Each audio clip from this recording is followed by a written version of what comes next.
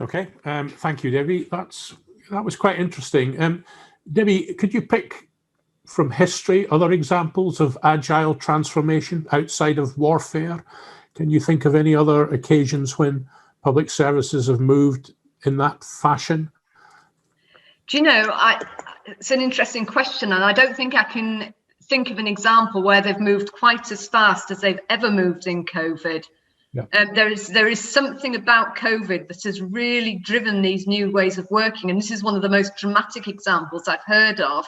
There'll be more to come out of the health service without a shadow of a doubt, but this has really brought it to light. But no, I can't think of an example where they've made it happen so fast. I think what happens a lot in public sector is they tend to get, even in change, they tend to get bound up in process. And they will follow a process to the nth degree rather than thinking what is the smartest way of getting to the end goal. Okay. Well, if you're watching online and you want to ask questions to Alex or John, just pop some of the questions into the chat and I'll take some of those forward. Alex, I was very interested in your point about the fact that although you had to pull your plan together with Al Story and others at very short notice, it had 10 years of work behind it, preparing the complexity and building up a community of in the inclusion healthcare world who could go and speak to local authorities, speak to GPs, speak. How important do you think that long-term preparation was? I think it's been hugely important that in another world, I've done a certain amount of work with the military, thinking about kind of service leadership, and they always talk about how they would say that they practice 99% of the time, or in action 1% of the time, and the NHS is in action 99% of the time and has about 1% of the time to practice. But the fact that we've spent 10 years building a network has created a set of relationships across our little professional discipline across the country, which have become so there are lots of collaborative relationships between different kinds of clinicians or different kinds of professionals who could pick up the phone and talk to each other, which is huge value in these times, as Debbie said, to quickly be able to speak to a top infectious disease expert when you're dealing with an infectious disease is actually quite helpful. At the same time, in localities, so what would be an example? So Bradford, we helped create a pathway team in Bradford back in 2013, with a fabulous local provider, Bevan Healthcare, who are a specialist community interest company. They, by the time the pandemic arose, despite what John said about that, he's absolutely right about the wider context of austerity having torn things down, but in a little bubble in Bradford, a really amazing health service and health response had been created, and they'd created their own step-down pathway. They'd created street-based outreach service. They'd created their own health-led, they'd moved their building into the inner city to be right next to the red light district. They were doing some incredible work. But crucially, I think in COVID times, they'd also, partly with our support, been very visibly commissioned and were in relation to the local CCG and the local authority, and they knew the housing director, and they were very plugged in already to those city relationships. So as this was arriving, I know they were able literally to come back from a conference to say, guys, we've got a good plan here, and we're quite confident that we can do it with you. We know how to mobilize. And then the government leadership coming with the money for the emergency accommodation, it was just much easier to mobilize because those relationships were in place. I know in some other places, the other one, the NHS, some colleagues have been fascinated to watch, was a hotel in Shrewsbury. I don't know whether colleagues have seen this, but an amazing hotelier he just by himself said, well, I've shut my hotel, I'm opening it to the street population. And again, actually amazing, just community action in action, if you like, transformational in terms of the relationships around that and his personal learning journey about what people on the street are really like. But actually around him, some health service people, very quickly other bits of the local administrative bureaucracy mobilized around that amazing local leadership, if you like. I think he had a few more battles to fight because there was no one obvious to go to immediately. So I think that the network which we have built, yes, I think was really important. And John, you're inside a huge organization. You were already coping with supporting, 3,500 other places. You yourself had a huge management, and your team had a huge management job building social distancing and pandemic measures. Just describe how you managed to overcome internal obstacles, competing priorities, to get the mobilization and the buy-in from your organization, because again, that's an interesting story. Well, in a way, it's similar to what Debbie was describing. We just needed to do it. So we just worked in a different way. I think we were able to get access to technology like this that we weren't using before. Historically, we traveled all over the country having meetings, etc. We'd have project plans. No, we had a meeting every day and said, what do we need to do next? Because it was about, obviously, the response within the short-term services through the Everyone In campaign. But you're absolutely right. We had 57,000 homes, but within care and support, we have 3,500 customers who are homeless or have been homeless, 5,000 older customers living in retirement living, and then another 1,500 who've got support needs. So it was about making sure that our care and support staff, and we've got 1,200 employees working in care and support, had the right advice, had the right PPE, all the kind of things that people were hearing on the news. We were struggling, but managing to keep our head above water to make sure our staff were safe. But then every evening when we were watching the government's announcement, we were then working overnight to turn that into guidance for our staff so they knew what to do next. What did this new announcement mean for them? Regular communication with our customers, making sure that we did really practical things for our customers. So every single customer had a pandemic plan, ranging from food, medication, money. What did they need to get through this pandemic? So we worked really hard to make sure that people were safe during the pandemic and they had the right level of information. Even things like providing people who didn't have a mobile phone with a mobile phone, so we could keep in contact with them. So it was very much about the practical needs, making sure that people had what they needed to get through it. But also we changed a lot of our work to work over the telephone or in meetings like this, so that we could deal with things like isolation and loneliness. So we were talking to people, we were supporting people remotely, and that was really important for us. So we worked, really sorry, that's my dog and I can't stop her. So we worked really hard to make sure people were practically safe, had the right information they had, but we worked rapidly. We work overnight, turn things over, and forget some of the usual change programs that Debbie was talking about, where you need a scoping document, all those kind of things. It was, the government's announced this, we need a policy on that. And that's what we do. We also needed to react. So we had some other agencies we were working with making decisions we didn't agree with. So we had some treatment agencies saying, we're going to send a month's supply of methadone and you've got to look after it. And we're not equipped to do that. We can't do that. So it was about having your red lines, but being cooperative and working together and explaining what we could do and what we couldn't do. But exactly as Debbie described, we worked rapidly. And what we've seen as an organisation is we proved we can do it. And we want to keep some of those things. We want to keep some of those, stand-up style meetings where you have half an hour, you've got to make decisions and you do it. Now, you both mentioned this question of trust and how trust worked right across organisations that would normally be separate, be in silos. They would be operating processes of procurement and commissioning, which, they're not about mistrust, but they are about the presumption that without good, slow, steady governance, there'll be misplacing of resources or mistakes. How do you think that kind of trust can be maintained? Or was it really down to trusted relationships between individuals, or was it a wider culture? Alex, what's your thoughts on that trust issue?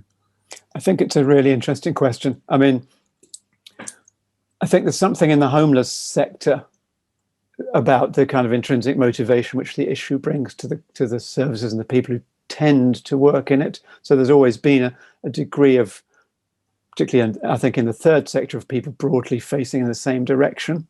What the pandemic brought was rapid kind of closening of those relationships, particularly with local government and with NHS colleagues, saying, well, actually, we are really all on the same side for the moment, and we can't be having these arguments about whose job it is or whose budget. We've just got to get through quickly. I think you're right. I think some of that bureaucracy is reasserting itself. And I think some of those budgets are tight, and the money questions come back in, and these allocative decisions start having to be made. And some of those procurement processes or assessments are partly about allocating funds in the end, aren't they? Who's going to get through? But so I fear that the trust will begin to fade away again a bit. I think you can build it within a team or within an organization, but these boundaries, I think they begin to chip away at that level of trust. And how we keep that going, I think, is really quite a hard question, particularly if the government doesn't, particularly if we face, as it were, a wave of austerity, which might be a response. And I think it will force people back into their defended silos, because that's certainly what we saw in the last, as John said, the last 10 years, as well as cuts, forced services and organizations to retrench and kind of defend their lines, because that's all they felt they could do. So that trust question was from Chris Atkinson, and Caroline Schulman says, going on to the second one, so how do we stop a return to business as usual with all the normal barriers going up? John, what's your thoughts on that? And then Debbie, you as well. John first. So I think what this has shown us is something that we know from previous research, that when you have a shared vision and purpose, that is really powerful. So having a shared vision and purpose is something we need to maintain. So through local forums, whether it's about homelessness or healthcare, it's about what's our shared vision and purpose, and how can we work together to deliver what we see as the desired outcomes. And then within that, we need to just have some sensible breakdown to say, actually, do we really need that included? Do we need that extra bit of bureaucracy? Do we need that extra process? Do we need another reason why we're delaying helping someone? Do we need to have a referral panel meeting once a week, for example, when you've got empty bed spaces in hostels and people sleeping in doorways? So it's those kind of things. Let's be clear at a local level and at a national level, what's our shared vision and purpose? And then how do we deliver that? And then rather than looking at creating barriers, we find solutions. So confidentiality is often used as a challenge. Confidentiality can be worked through with information sharing agreements and understanding that we don't all need to know everything. So I think it's about personalities and the way we can work together to find solutions. But for me, it's really important to have a shared vision and purpose, and that's what we had during the pandemic. And Debbie, what we saw in this was people who felt, people in charge of different services, feeling that they had the right to act on their own executive authority. How much is that trust issue something that we need to think about in public services? That if we put people in charge, we can trust them to take executive action, and that sometimes that means that they may circumvent some of the longer processes if there's a better outcome. Is that a dilemma that we're going to have to wrestle with? I think it's a huge dilemma, and it has been as long as I can ever remember. It's about letting go. It's about trusting your workforce. It's about redefining what it means to be a leader and a manager to some extent, because you have to let go of the traditional controls that you have around your workforce and turn into more of a mentor and a coach of the employees. You have to be prepared to work in an uncertain environment. So if things do go wrong, you're prepared to go with that and learn from what the mistakes to get better next time. So it's a huge challenge, I think, and it is something that needs to be addressed, and it's a skill, it's a behaviour that needs to be learnt by managers and the leadership. I think people need to really sit back at now, having gone through what we've gone through and seen what can be done, and really challenge themselves to say, why would we go back? You know, what has worked from doing it differently? What can we take from that? And why would we do it any different way? What's the merit in taking a backward step on all of this? And that takes very brave management and very brave leadership to get to that position. And that is ultimately about individuals. And I think where I have seen the trust and the collaboration and the move forward in terms of ways of delivering change, it's been very much down to individuals. And when those individuals have moved on, then that impetus has gone and it has to start again from scratch almost. And that takes it back to what Alex and John were saying, really, about having those strong links and those strong personal connections. They are so important. I think we did. I mean, I think, Alex, you would agree that what we did see, I mean, all the people working in the homelessness sector and a lot of the health professionals and housing professionals did have a high level of motivation and determination to make it work.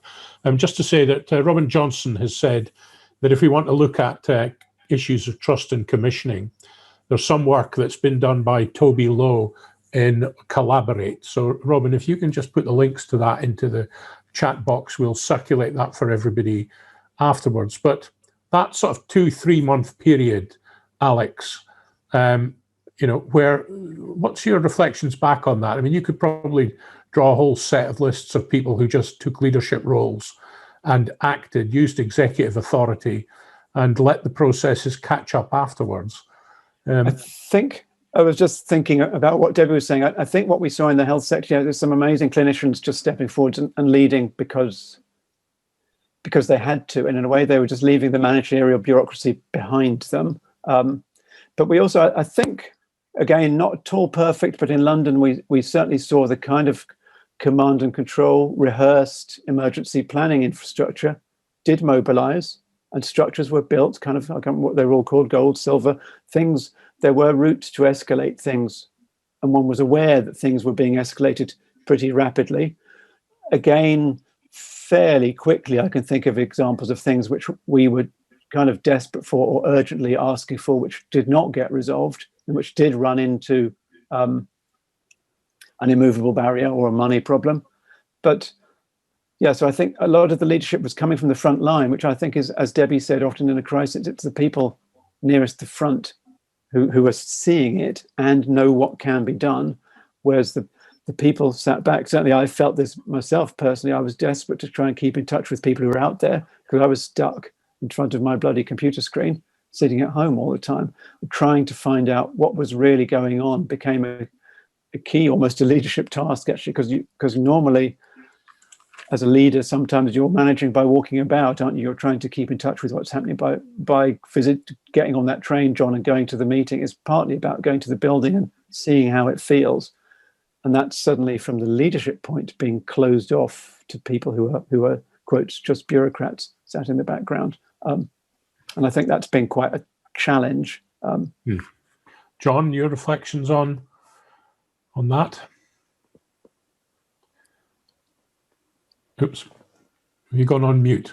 Yeah, I think essentially I agree with what's been said. I think personalities have an awful lot to do with it. I think that people's attitudes to work and having the confidence to make decisions, but also having the confidence not to make every decision, to allow people to be free, to empower the workforce, and to be in a position where 90% is good enough.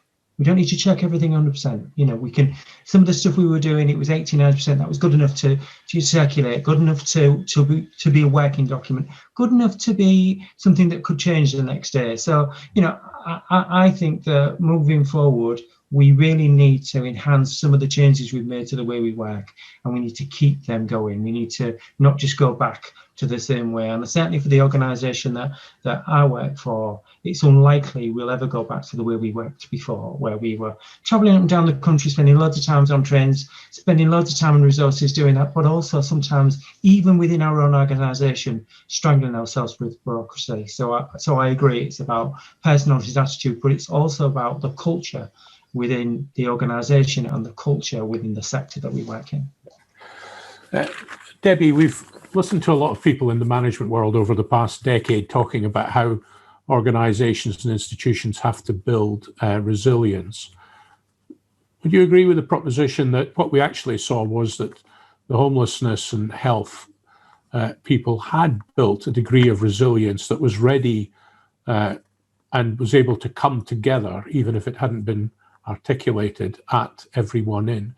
And do you think that kind of lessons can be used by other people to build resilience and preparation in their own organizations for the next challenges?